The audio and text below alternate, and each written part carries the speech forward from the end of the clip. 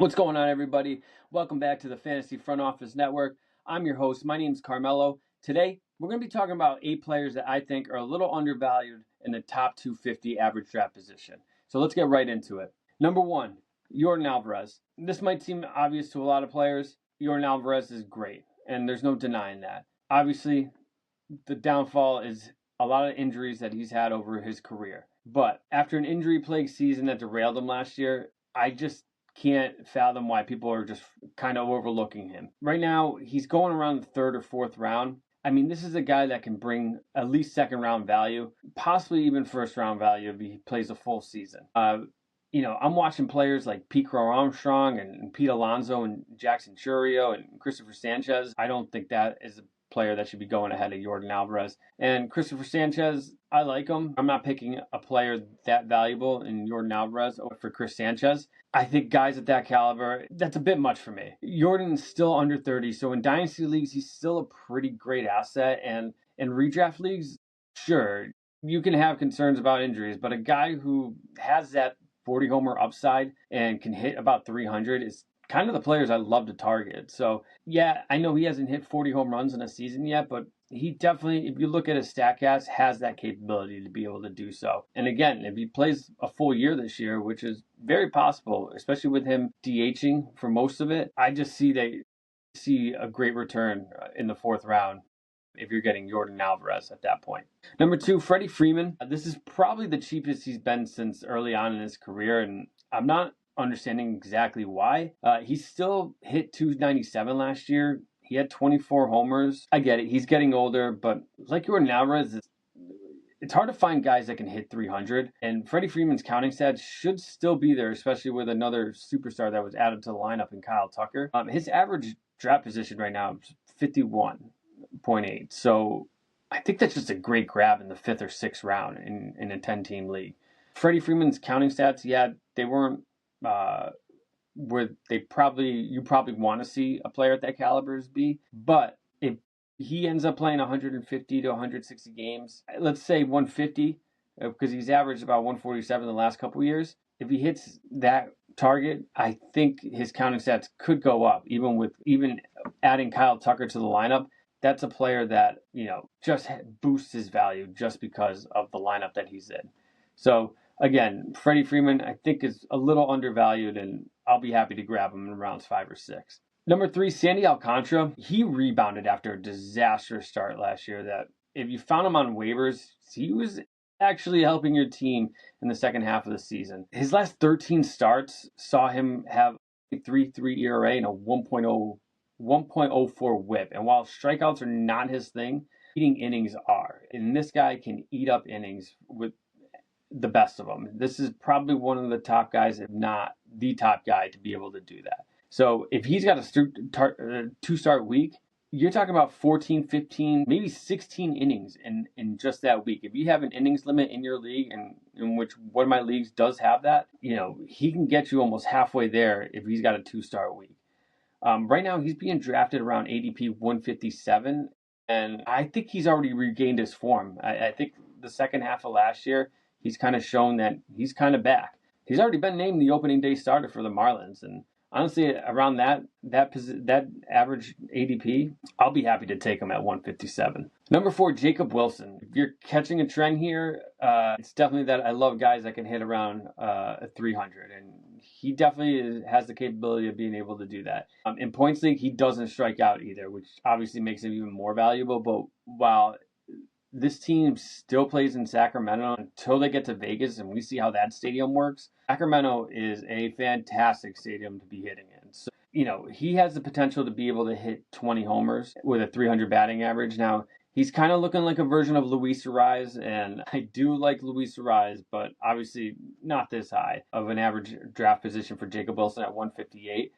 But I think Jacob Wilson is just a notch better in almost every category over Luis Arraez. Now, stolen bases, you'd like to see a little bit more, and maybe he will get more. That lineup around Jacob Wilson also is pretty good, and I expect his counting stats to be there, to have at least some decent counting stats. That lineup around him could boost him with the counting stats, and I don't mind taking him at ADP 158. So look out for Jacob Wilson, especially if you're running with no shortstop at that point in the draft. He might be a good one to take.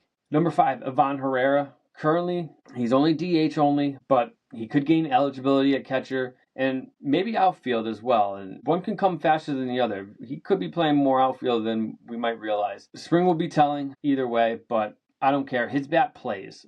He's a guy who strikes out below 20%. His StatCast glows red for most things measured, so fantasy managers won't mind him gaining eligibility at catcher, obviously, but even as a util only guy for the time being, his bat plays, and I think he's a great grab.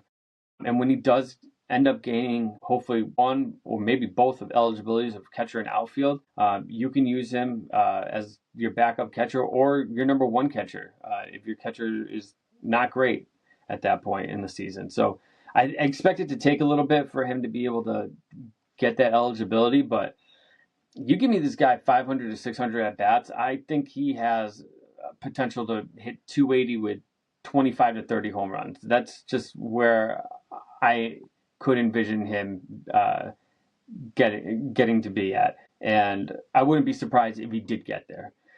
Number 6, Gerrit Cole. I talked about him the other day about watching him in spring and mentioning a great bullpen session where he hit 97 miles per hour on the gun. His season could go the way Sandy Alcantara's did last year, where he could start off slow. He's just trying to find his groove, trying to find his rhythm. The difference between the two is that Gerrit Cole plays for a much better team, than Sandy Alcantara. So he could still factor in for more wins, which wins obviously to me is just a luck factor for the most part. But obviously you want to get pitchers that are good analysis there, but also pitchers that are good and play on a good team because they're more likely to pick up more wins, obviously. But his ADP is absolutely worth the investment right now. His ADP currently is at 195, and for a guy who was drafted inside the top 20 just 2 years ago, I think he regains form, whether it's at the start of the season or at the end of the season. But at some point, this guy's going to help you in the season, and he's absolutely worth the investment at 195 for a guy who's drafted inside the top 20 not too long ago. Number 7, Sal Stewart. He's 22 years old, and listen, I talked about him the other day as well. He's already creating buzz. People love him. When he came up, he did well enough where people had their eyes on him. So people who saw him last year are not going to forget about him this year. So if you had somebody in your league that took him, they're probably on that person's mind going into the draft season. But what I liked about, or what I saw recently was, I'm not a proponent of I'm not a guy that really dives into the best shape of your life theory. He did lose a ton of weight, and he is supposed to be playing first base, or he's competing for that first base job. What I loved was he played second base the other day in a spring game. And if he's lost all that weight, and listen, Matt McLain is there, and Matt McLain, will be the second baseman there. But, Matt McLain is right now not the most healthy player. He could get injured at some point during the season. He's going to have off days. Sal Stewart could fit in right in there. He's already got third base eligibility in most leagues. He'll gain first base eligibility if he doesn't have it already. And if he gains second, you're going to love a guy that has all those positions, has great upside, great hit tool. This is a guy that I really, really like to draft in mocks, and I haven't done any real drafts just yet, but in mock drafts, I've been all over him. Average ADP of 215, his upside alone is worth the risk at that range. I really like Sal Stewart. I think a lot of people going into the draft season love Sal Stewart. If you really like him, you might have to jump maybe a little bit early, but even still, I think he's worth even in the 150 to 160 range. If his ADP is at 215 right now, I think that's a steal. So keep your eyes open for Sal Stewart. I think this guy could be a possible league winner for you this year. Number 8, Joe Musgrove. average ADP of 232. So he seems to be taken as a late round flyer. If he starts off on a good foot, especially in spring, you want to see what he's doing in spring. His ADP could rise, but he last pitched in 2024. Just like Gerrit Cole, you'll want to see where his velocity is at. You'll want to see where his command is. I could see a very similar situation to Sandy Alcantara, where he might start off a little rough, but by the time the second half hits, he could be a guy that you have an eye on. If someone ends up dropping him, he could regain his past form. Joe Musgrove, I think at the ADP as a late round flyer, this guy was really good not too long ago, and I don't see why he's not worth the shot at the ADP currently. So those are 8 guys that I like inside the top 250. Comment below with players that you may like, and don't forget to like and subscribe. And thank you. And we'll see you next time.